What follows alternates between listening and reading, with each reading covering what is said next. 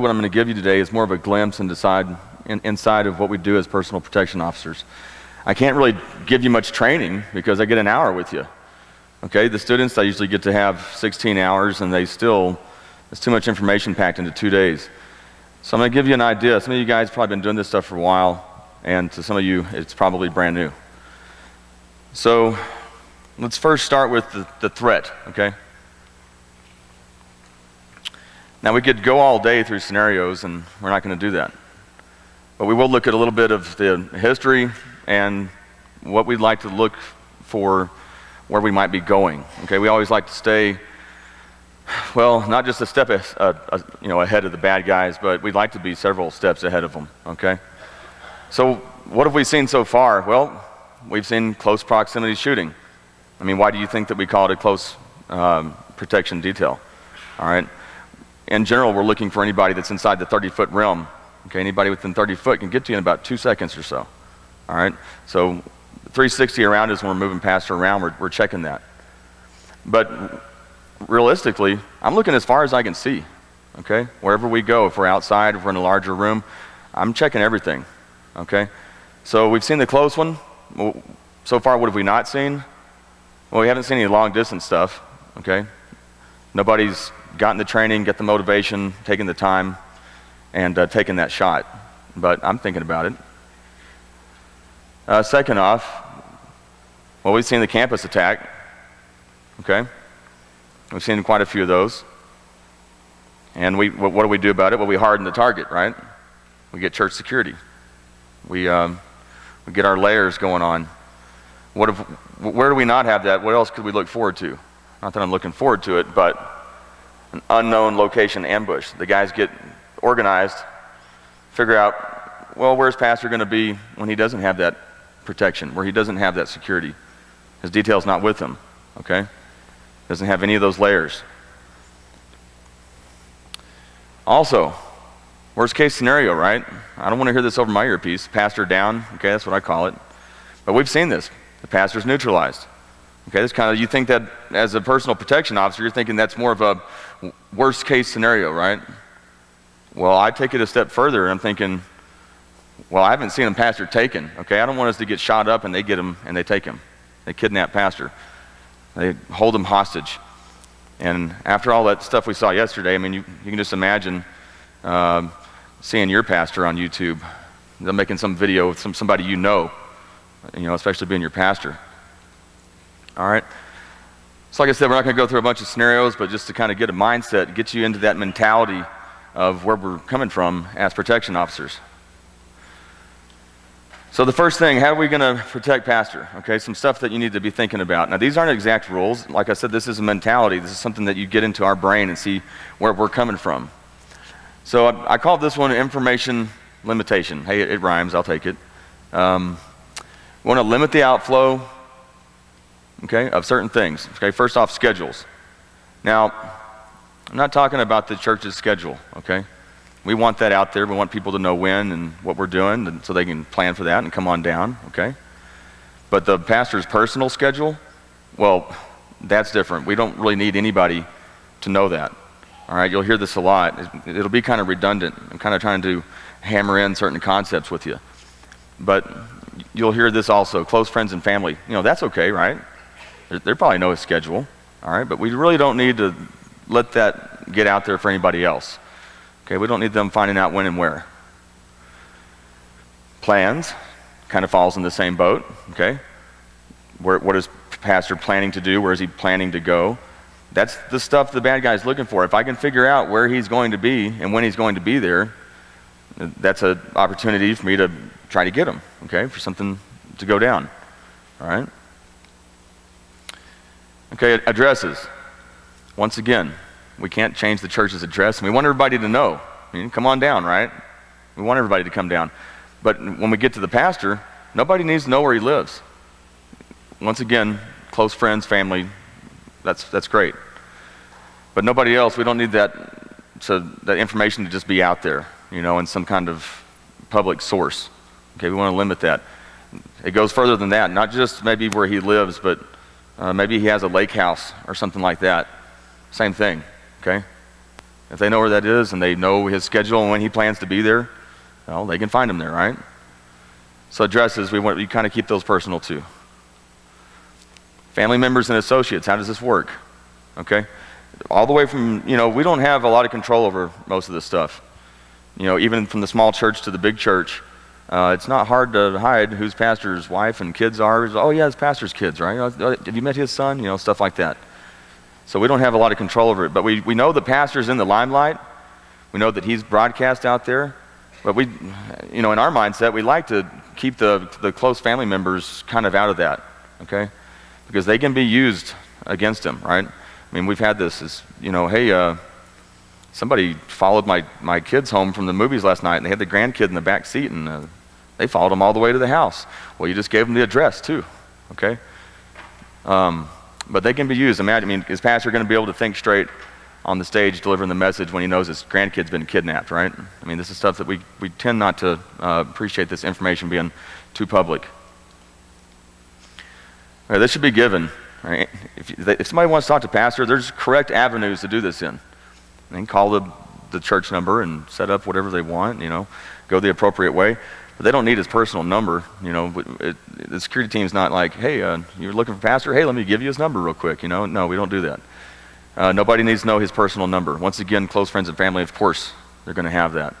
But we don't want that in any kind of source of information to be out there for them. All right? And then last, we're going to limit publicity, okay? First, we had kind of the outflow of information, but publicity, this is where it gets a little different. Now, a lot of this stuff that you're about to see here, we give out of the executive protection, out of the state curriculum, okay, that we teach the guys. But I try to bring it over to the pastor side. How do I relate this to the pastor, okay? So first we look at weddings. Well, that works out with the pastor, right? Who's going to marry him, right? Probably a pastor or the pastor that you're protecting, okay? Now we know that weddings aren't too publicized already, but we're just looking at the fact that that's something that he's going to go to, he's going to be there, that gives them a when and where. So if they were able to get, if I could get that information, it may not even be at the church, it may not be at the hardened target, it may be like an off-site location. They want to get married in some little garden or something like that, right? Probably not going to have his detail with him. He might, probably not, depends on the pastor. Everybody's church and pastor is different, but I must have touched it there. Weddings, there we go. But that's just one of the things. And then this next one kind of falls right in there with it, okay? Deaths and funerals. Once again, the pastor may or possibly is going to be there as part of the whole thing, okay? And once again, that could take him off site to the burial site, right, to the cemetery. And that's just another thing that gives them a place. They know where he's going to be and when he's going to be there.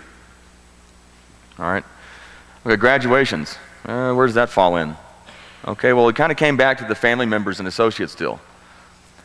If everybody knows who pastor's daughter is, and everybody knows that she's attending, such and such, and they know when she's going to graduate, or, that we publicize this, oh yeah, she's going to graduate, we're all so proud and stuff. Well, you can bet he's going to be at the graduation, all right? He's not going to miss that. So, the bad guy, there's some things that are not too hard to pick up on. Like, what does the pastor drive? Well, it's not too hard for me to go and look for that vehicle. I can identify it by the plate or any other distinguished markings, and I can meet them by the car or anything that I want to do. So it just gives another place, another when and where, okay? And like I said, these are not set rules. This is all building a mentality, the things that we look at. Look what pastor said. Now somebody knows where and when he's going to be. Do we have anybody that's going to be with him there? Yes, no. What's the threat level? I don't know. We received some letters this morning that said, so it can kind of go back and forth. Promotions and raises. This one's kind of tricky, all right? But we all understand that there's workplace violence. And we all know that at the church, you kind of have two ladders. You kind of have the pastoral ladder, right? It goes on up, and you get senior pastor up there.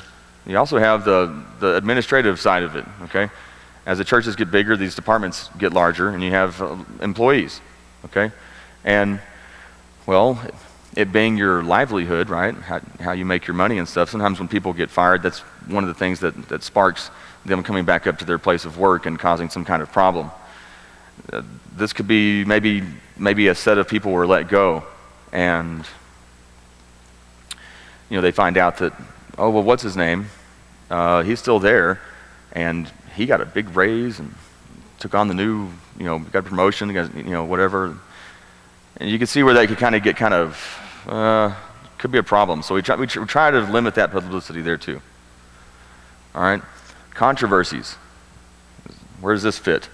Okay, I didn't quite understand it myself until I lived it, and that was where, yesterday we heard a lot about Israel, and all the controversy and the things that are going on with that.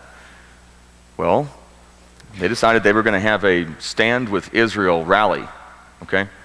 And they had it downtown Dallas, okay, right in front of City Hall, and the pastor decided he was going to go. So, well, lucky for us, he didn't really publicize it too much. But if he would have, that would have given them a place and a time and when and where, right? So what happened is that you get down there, and sure, the Dallas police had these 2 big, huge recreational vehicles, and they had cops at every corner, and they just flooded the whole place. There have been a lot of threats and stuff like that. And that was just another hot spot. And it's like, hey, if they know you're going there, you're going to make some kind of statement or something like that, they might want to make their own statement, So that's something that we look at. And remember, like I said, we don't have to really control. Pastor's going to do what he wants, okay? We're just along for the ride. 99.9% of the time, it's yes, sir, absolutely, sir. Watch your steps, sir. Right this way, sir, okay? So all that stuff gives them the ability to predict where he's going to be, right? So now we get into predictability, all right? We're going to look at varying things, including locations. And the first thing we'll look at varying is your routes. I'm going to get into routes more deeply here in a moment, but to give you your general idea, ideally, pastor comes from point A to point B on the days that we protect him, which is he's coming from the house, and where's he going? Well, he's coming to the church, all right? Now, the key thing about this is to make it simple. We want to vary this route. We don't want them to be predictable. I've had people find pastor at the stoplight that he always gets stuck at through the 2 light signals, right? And they're knocking at his window, and then he gets there and says, hey, that lady that y'all have arrested 12 times, well, she was at my window at the light. She reverse engineered my path here and found me. So we like to vary their routes, and we've got to make it simple for them, okay? So we do this work for them. We usually work in ways of 3s, okay? 3 ways in, 3 ways out type stuff, or mentality of you have a backup, and then maybe you have a backup to the backup. All right, but with this, we need them to have 3 different ways, to get to the building, right? Sometimes I pick a scenic route. I pick one of them is his favorite, and then sometimes the other one I'll pick to be either an alternative or a quick one. I was like, hey, if you're late, this is actually a pretty good one to take. And we'll make it simple as far as, we'll look at an aerial map, right? And we'll find the 3 different ways that we want, and then we'll go drive them to make sure that they're the way the map says it is. And we'll do the mileage and the timing and all that stuff for them, and then we'll color code them, right? We'll give them like a red and a green and a blue route. And you'll make it even easier on the side and say, hey, first Sunday, take the red one. And then the second Sunday of the month, take the blue one, something like that, and then you'll switch it up. Okay, but that just makes it a lot harder for them to know the route that he's coming. I mean, we've had them tell us, I know what he drives, I know what roads he takes to get here. And then remember, they can reverse engineer that all the way to his house. So we just try to leave them guessing a little bit, all right? Okay, habits. Now, once again, everybody knows habits are actually kind of hard to break. So, if there's certain habits that he has, like I said, we're not telling pastor what to do, and we can't control him or anything like that. But if we can notice something that's very obvious, that might be something that we could be concerned about. Like, hey, this is really easy. Maybe you might want to, there's another one that you could go to, and it's closer to the house. But you really don't have much control. But it's just something that we see out of our mindset. Okay, we see these things. Okay, we're back on schedules. First, we were talking about the outflow of people knowing his schedule. Now we're talking about, hey, does your schedule have to stay the same all the time? And this is for 15 years you've been doing this, particular. Could we change it a little bit, because now that the threat is becoming, more apparent to us, and we're getting more letters or calls and stuff. Could we change anything in there? So that's kind of the mentality we're going with.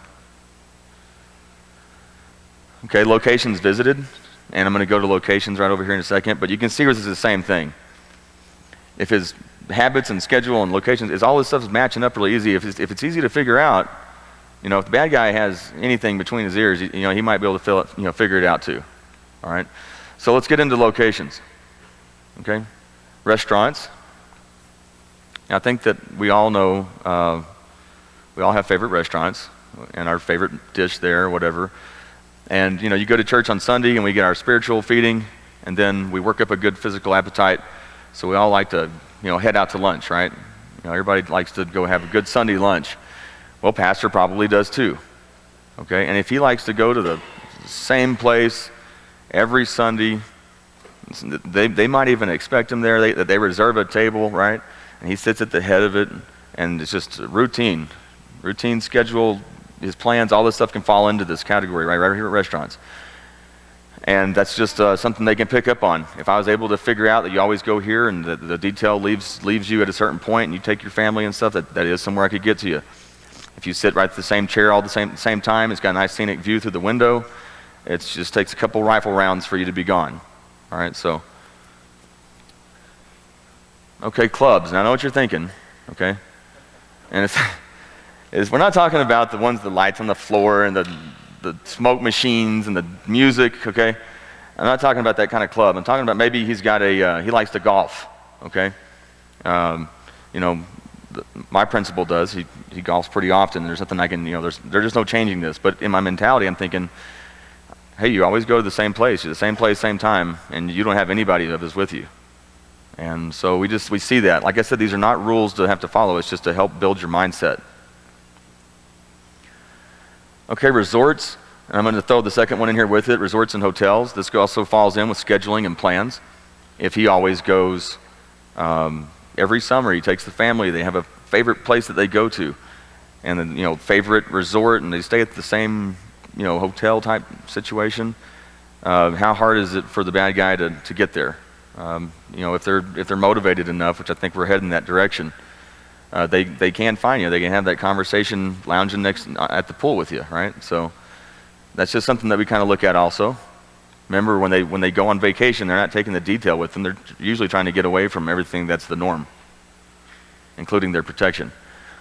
Okay, so some daily stuff. I didn't add a whole bunch of stuff in here. You can imagine all the places that you go to, whether it's your favorite coffee shop and you always go to the same grocery store and stuff like that. But maybe dry cleaning. Does somebody do that for him? Does he always go to the same place? Gas station. Does he have a habit that he always stops at a certain gas station? Is this something the bad guys can figure out? These are places that he's stopping and getting out. Okay, he's not in the protection of his vehicle. He can't just take off. He doesn't have anybody with him. We don't know where his security mindset is, how much consciousness he has on that. Okay. All right, so all this stuff, leads you to what you need to do, advanced work. All right. I like advanced work. I kind of look at it as exploring, okay? And I've always liked exploring, right? It's kind of like hunting is hiking with guns. I think of advanced work as exploring. I usually have a gun. But, so when we get to go do our advanced work, that's going ahead and finding out what it is and where it is that we're going, and just basically knowing the outlay, knowing what's going on. So let's get right into it. We're building intelligence, okay? We're going to go and check those safe routes and alternatives. Now, I talked about routes earlier. Let me talk more about them now. These are not just, in general, from the pastor's home to the church, okay? It gets more complicated than that. Pastor's been invited to speak at something, at some event, at some conference, okay? Perhaps it's at a convention center. Maybe it's out of town. So then we've got hotel, airport, convention center. All right, these are all places that I need to do my advanced work. So when we go and do this, these routes that, they get a lot smaller than streets. All right, you're always thinking, oh yeah, you get the 3 streets and this is how we get there. Well, yeah, we want those, and we want to find those out from the airport to the hotel and to the event. All right, we want to get more than one way for each. And once again, if you do that aerial map and you pick those routes, now I will say this all does come down to time and budget. Okay, if you can't do it, you can't do it. all right? But if you can, then that's great, all right? So anything that we can do, we want to do. Well, we'll go drive those routes if we can, because you might say, oh, I've got this route planned, and he's got it, okay, we leave the hotel at this time, and he's got to speak at this time, the speaking engagement, he's, blah, blah, blah. Well, you said, don't worry, sir, we got you right this way. You get in the car, we're moving him, and you find out that they're redoing the highway, okay? And you're like, oh, and I just missed the last exit, and we can't help car wrecks and stuff like that. Sometimes you just get stuck in traffic, right? But if you didn't go look, he goes, did you know they had this whole thing torn up and it's going to be under construction for the next 3 years? You're like, I had no idea, okay? So that could cause him to be late to wherever it is he's going and stuff. So we're looking for that too, all right? But those are the roads, but like I said, it gets a lot smaller than that. It comes all the way down to, how did we get him to right here, all right, where he's supposed to be? And then when something happens, what are our routes back out of here, okay? So it's as simple as, which way off the stage do we go? And those things change. These things are built modular. They might have like a Christmas play or something, so they'll have they'll move the drum set over here and set up a Christmas tree and who knows what, right? And they go, well, we usually take them out this way, but they set up a thing, and so you're going to check those routes, all right? Those routes they're not just streets; they're all the way through the building. Okay, so that brings us to building and site layouts. When he's going to that new place that you don't know, and it's your job to keep him safe, you want to go there. You want to get there and go through the building, maybe contact with security, have them take you through a special tour. There's also other people you can talk to. Who knows the building the best? A lot of times, like the operation guys do, right? They're like, oh yeah, and check out this little back passageway and this and that, and they can show you all the little cool ways. And all these doors, they're always locked. I know we're breaking fire code, but if we don't, the AC gets out or the haze goes in, the alarm goes off. You want to know those back hallways. You go to one of these convention centers, these places can be huge. You need to know this place, especially the routes that you're going to be using. The pastor may say, oh yeah, I want to be able to walk through the front door and just meet and greet it up all the way in, okay? I prefer the zero contact method, and I'm glad when the principal gives me that permission. I want zero contact today, we're on a tight schedule, yes sir. That means I got all those back hallways locked where I know exactly all the little freight elevators, all that kind of stuff. And after a certain time, do we need a key to do this, or how does this work? I like to have all that done so he doesn't have to see anybody. We can get him out of the vehicle, into the building, back out of the vehicle, back into the building, back to the airport. The trains have to run on time type mentality, okay? So you're going to go through the building and walk around and get to know it, and get familiar with it. You're looking for all sorts of stuff, like the bathrooms, right? It's about to go on stage and, all of a sudden, I got to use the bathroom. Yes, sir, I got this one right here. Ooh, it's out of order. Well, good, because I know where the second closest one is. Okay, you help him get to all those places, all right? You're helping him. Another thing, now this, I don't have this on the presentation, but I thought I'd give it to you. It's my view on cover and concealment, okay? For those of you that are not sure what I'm talking about, cover will stop bullets, okay? And concealment won't, all right? So as I'm going through the building, I often check as I'm going around. So is there anything around me that's cover? And you can tell, it's like, well, I could blow a hole right through that chair. No, that's not going to stop anything. These lights, no. Podium, no. Chairs, no. People, well, yeah, we can use people as cover. A bunch of them stop bullets pretty good. We don't want to have to resort to that. But as you're looking around, we look at this entire building, okay, and I'm thinking, I really don't see any cover around here. I really changed my concept on this not too long ago because, well, looking at the building, looking how it's constructed, trying to figure out what was actually cover, when I started to get to the point that I couldn't find any, I was like, 98% of the place is just concealment. I don't think we have any cover here. I started looking deeper. I used like a little x-ray vision. I was like, well, what's inside these walls, And, outside of concrete, probably the strongest thing that I could find was like a metal I-beam, right? These big old I-beams. I was like, that's pretty good, Not that I really understand how to utilize it, but just the idea of knowing that there's nothing here except for maybe an I-beam. So we knew a guy in the construction business said, hey, can we have an I-beam? Just need like a little chunk of it. So he gave us an 18 by 24 inch I-beam. So we took it out to our range, okay, and we shot it up. And the pistols, they just bounce right off, okay. So then we said, hey, maybe we could use this for long distance target. Whenever you're at the range and you're shooting long distances with rifles, you have to go all the way down there to check your paper, okay? A 5.56 it leaves a little bitty hole.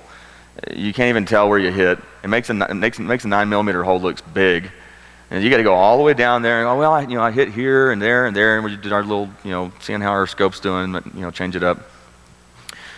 Well, what we really wanted is just have an audible feedback that let us know that we hit it without having to drive down there. So we wanted to fire and hear a ding. Hey, I'm on. I can hit inside of an 18x24. Well, we went down there and the thing was full of holes. And I started going, well, I didn't think about this too much. The bad guys are bringing long guns. They've been doing that for a while. And this thing was just like Swiss cheese.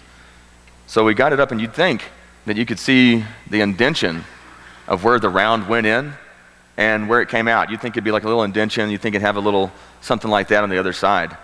It didn't. I knew which side that we shot it from.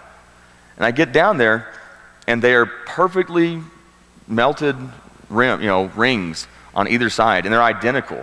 There was no in and out. You couldn't tell. And that's just that lead. It's the friction, okay? It hits that. It's so hot, it just melts through it, okay? So that really changed me. I go, oh, man, so not even an I-beam. It's just going to go clean through it. So when I looked at, as I'm going through the building, I'm looking at stuff like that, and I'm playing that what-if game. Hey, if something happens here, is there anywhere to move him or not? Things like that, okay? I just thought I would throw that in. Okay, what else are we looking for when we're doing our walkthrough? Okay, well, potential threats and safety hazards is what I'm going to call it, that are already present. Okay, this is stuff like maybe the audio video team. You notice how they have to run a lot of wires, and they put the tape down, and that's to keep you from tripping. Okay, well, sometimes things happen, and the tape comes up. So it's just as easy as seeing that. Pastor, there's some loose wires right here. Please don't trip. We wouldn't want you to trip. And we got our little flashlights that we use backstage to kind of check those routes and stuff. Is there anything here that could be a problem? Maybe there's something sticking out, some kind of equipment that you could hit your knee on. Or there's maybe they moved the Genie machine, and it was not quite where it's supposed to be, but they were out of time, and you got to go and you could hit your head on it. It's like, hey, watch your head here. Let's go around this way. Right this way, sir. Watch your step. Things like that. These stairs are steep. I'll watch for this. So we're looking for that kind of stuff. So you're looking for that on your routes mainly, okay? So maybe you decide, hey, we're going to exit the building this way, but there's somebody over there that they radio in and say, hey, this guy wants to talk to Pastor real bad. Great, we're not talking to him. We're going to go out this other way. And you said, I've already got it. I got the driver pulled up. We're ready to go. Open the door. He's going down the wheelchair ramp. Maybe it was an icy morning. Somebody forgot to put the salt out, and he slips, and now he's busted his head. And you're like, oh, well, I didn't see the ice there. Okay, so that's the kind of potential hazards that we're already looking for. You got to understand that your primary and only assignment as a personal protection officer is the safety and welfare of your client. Okay, the safety and welfare of your principal, the safety and welfare of the pastor. So any and all those things that you see that could cause a problem that day or to him, we're looking for that stuff. It's not always looking for the guy with the gun. Okay, we're looking for anything that could hurt him. Okay, so doing all this advanced work, what does it really give us? Well, it gives us an advantage. Okay, we'll talk about home team advantage here in a second on the property, but we'll just go ahead and throw in some technical aids. Some things that give us advantage with this: radios. Okay, communication is key. I did several years, probably around 5 to 7 years in uniform, and people would always see all this stuff on my belt, right? And, oh wow, look at all your stuff. I'm like, yeah, they're tools. Oh, well, you ever had to use, any of that stuff? I'm like, absolutely. I use this radio like 100 times a day. It's the number one thing that I use. What's number two? My flashlight. I'm using those two things like all the time. Okay, so it's very important to understand that communication is what we need. Electronic surveillance or video surveillance, really, that stuff works great. It gives us not only a proactive but also a reactive. We can go back and check and see. Maybe if somebody got in the building that night, do we know who they were, what they looked like? Well, we might be able to figure that out, right? So alarms, it's kind of the same thing. If an alarm got tripped, Hey, what happened last night? Well, let's check it out, okay? Those are just some of the technical aids that we use to give us an advantage. And we can have those mainly on our property, okay? Okay, this is our home team advantage, right? Everybody understands that. It's our house, and we get to harden it how we want to. So one of the first things that we do is, if you have 24/7 security, great. Those guys are probably, I'm hitting buttons. Those guys have probably been watching the place all night, okay, and they can let you know, yeah, last night we had this, that, and, had these people, arrested and taken out of here, whatever it was. But if you don't, you need to always prepare for arrival. So even if you do, go check your routes, okay? But if you don't have full-time security, you really need to check the property, okay? You're looking for anything that doesn't look right. We've already heard that a lot. But you're just going through the place and seeing if anything's changed. Has anything been tampered with? What is this box or what is this bag doing here, right? Why is this delivery sitting outside the back and nobody's taken it yet? You're going through and making sure that we properly sweep the campus, especially our routes that we're going to take him or her through, okay? So we're going to prepare for their arrival by securing the facility. So you get your team all in their places, and at some point we get the green light, hey, we're good, or whatever we found, we fixed, and we are ready for his arrival. And hopefully you know what time he's going to be there, okay? Sometimes you don't, you get a window, okay? So if you have the window, sure, you're going to be ready at the beginning of the window. Okay, so we're going to have a designated entry and destination. Now this can vary also. Designated entry is, I'm talking about where is he going. He's taken one of the routes you gave him, and on whichever way it was, we're probably going to have a designated entry point. Either he always comes in this one, or we can change it up if we want to, but we know where on property he's first going to pull in with the vehicle. So we can have somebody out there checking that street, make sure there's not any suspicious vehicles, etc., waiting, right? If so, might be able to go address that. Maybe not. Maybe change the entry point on them.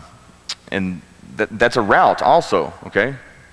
He gets to the property in his vehicle by taking the routes that you gave him. He also needs a route in the parking lot, okay? He doesn't need to have to, I'm going to drive this way and drive way out around. No, we'd like to have that route secured so we have control of him and his vehicle as much as we can all the way to that designated destination, which is going to be a parking spot that he parks in, or what we really like to see is a private garage that we can close down and secure, okay? But that route, we keep it clear. If we know the window that he's going to get there, we keep it clear. We don't let people, park their vehicles in the route, or especially vehicles we don't know, etc. Even to the point where he's pulling onto property, somebody is driving their vehicle, they're going to block that route. We just stop them until he gets through, get him where he needs. It's all yours, right? Okay, so then we get them to the parking spot, or we get them into the garage. That's where we go into secured areas, okay? We get them in that garage, we shut the door, okay? We're good there. Now let's move them into the next secured area, okay? We use access control, whatever you got. You get them into the green room, or maybe it's his office or something like that. Most of this stuff we find is backstage, okay? So unless they have a backstage pass, or, access control, they have a card to get through, or a key, or they're approved people to get in there. We keep those areas cleared. Those are secured areas, and we have that all the way up to the stage. All right, and then we try to secure the stage as much as we can, but that kind of depends on how your building was built out. Okay. Okay, so we've been through home team advantage, and we've got utilization of personnel now. This is going to fall into play with the next slide. Using your people, all right? Not everybody has to be on the security team to be utilized, okay? We call these eyes and ears, all right? And we'd like anybody that sees anything wrong. It's kind of like at the gun range. Who can call a ceasefire? Anybody, okay? There's no rule to it. So you see something dangerous, you're going to tell everybody to stop. Okay, so same thing. If somebody sees something dangerous out there, they're going to tell us. So we go into our rings of protection, all right? Now there's the concept of like concentric C's and all these different concepts. Really, to break it down for you, we're just looking at, we got an outer, a middle, and an inner. And I'm going to relate this to the church property. Okay, I'm going to put it into that mindset. Well, we start on the outer. Okay, the outside ring, or the outside edge of the outside ring. That would pretty much be your property line, right? Where does the campus begin? Where do we begin to have control? Okay? So you can see that all the way up to the middle, that's pretty much parking lot. So who do we have out there? Well, right outside the outer rim, some of the bigger churches, you're going to have your off-duty law enforcement, and they're probably going to be moving traffic, okay, directing traffic, because private security is not really allowed to get out on the street and tell people what to do.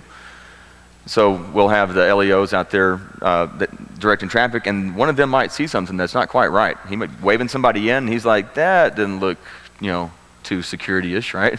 They didn't look too hot. I'm not sure. That might be a problem. Well, if he uses one of those technical aids, and he can either get on the radio, or the guys can even use their phone, right? And they can say, hey, I just waved a guy in off the North Road, and they're parking in section whatever, and you might want to check that out. It didn't quite look right. All right. Also, you've got who's the next person they might run into. Well, the guys, some churches have the parking lot ushers, parking lot greeters. Really, they're just the parking guys that they're serving, that will tell people where to park, which way to go. At these large churches, you'll have, I got a 9 a.m. and an 11 a.m. service. Well, the 9 a.m. ends at like 10 or a little after, and they get the people trying to arrive. So you got a lot of cars going out and a lot of cars going in. That's why we have the traffic control, and that's why we have these parking guys say, we fill up these lanes first and then these, because everybody's exiting out that way. Okay, they develop a flow to it so you don't enter some kind of gridlock and you can't start church at the right time. Well, if those guys see anything, all right, they see people getting out or doing something at the vehicle, but hopefully they get to switch over and go ahead and holler at us too. All right, and you might have some of your private security out there also, okay?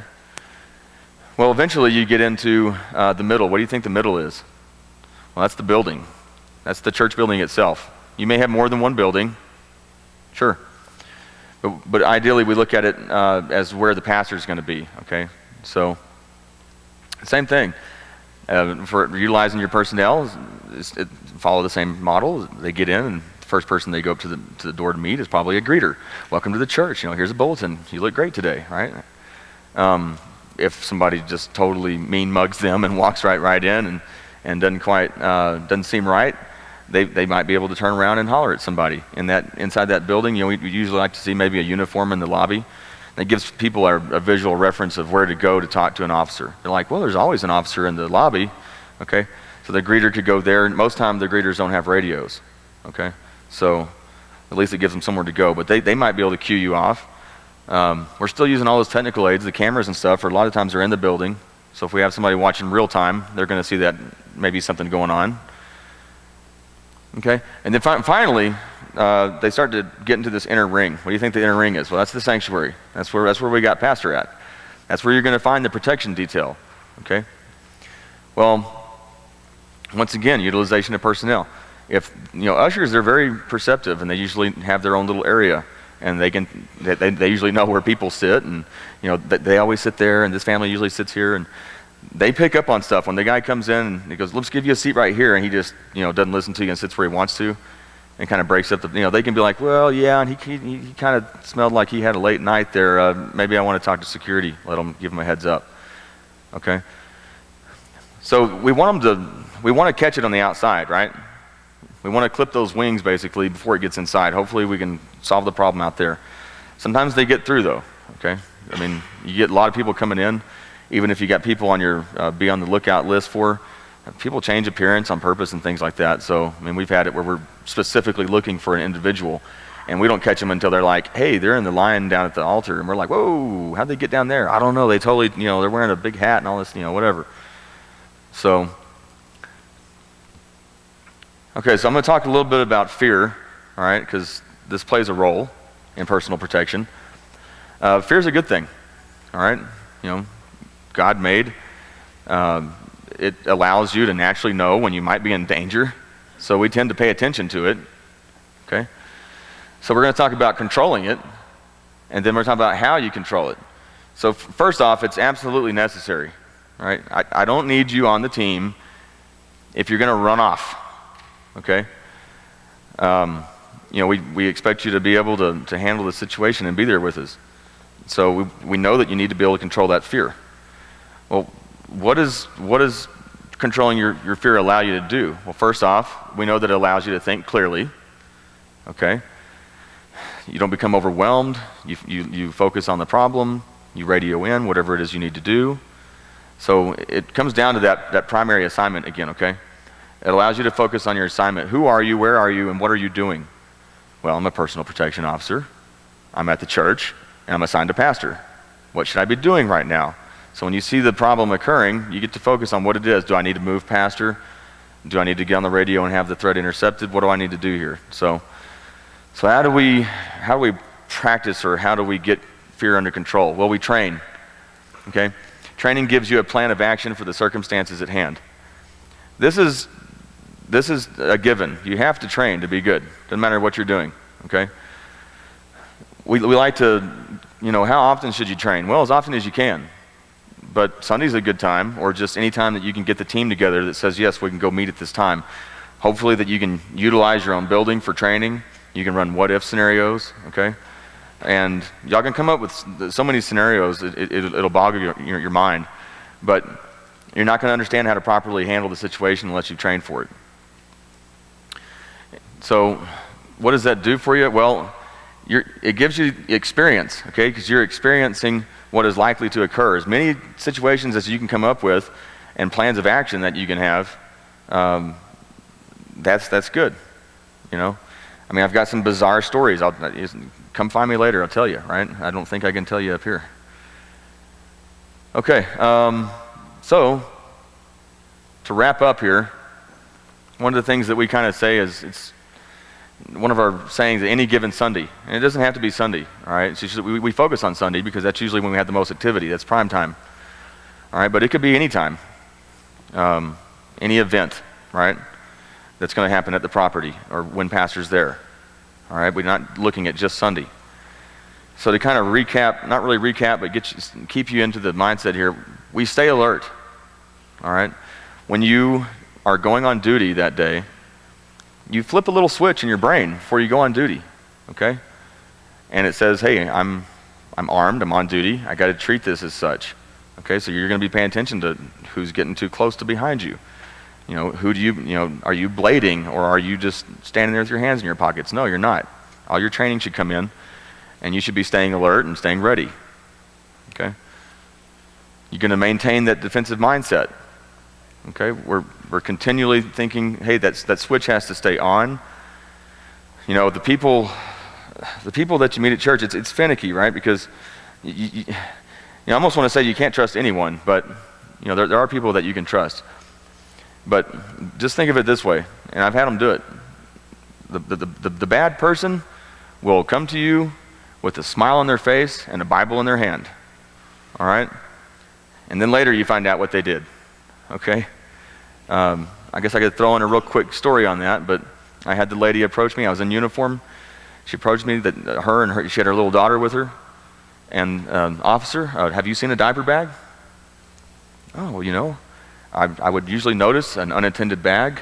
I don't believe that I have. Have you checked the lost and found? Oh, where can I, look there? And I'd explain, well, there's this building and that building, and this is where you go. Okay, and then later, I come across them again, and I said, oh, did you find your diaper bag? And they point, oh, my husband found it. And she points over at this guy, and he's got the bag, and he's waving, oh, y'all have a great Sunday. And later I get called in, and they said, hey, we got these pictures of an officer talking to these people, and it's like, they stole a bunch of stuff from the church in that diaper bag. I was like, oh, okay. So yeah, they'll be real friendly. They'll be dressed for church, okay? You never know what they're really up to.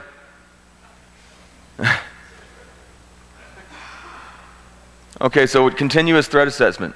Not only do you go through and do your advanced work and check out everything that's going to be going on that day, but of course you're continuing that the entire time that you're with them. I mean, of course we're scanning people and we're looking for maybe somebody spilled some water. I've already been through this hallway, it was good earlier, but now we come through and somebody spilled some coffee or something, and I need to make sure he doesn't slip. Okay, of course we're still watching the people and we're looking for what's out of place there, all right?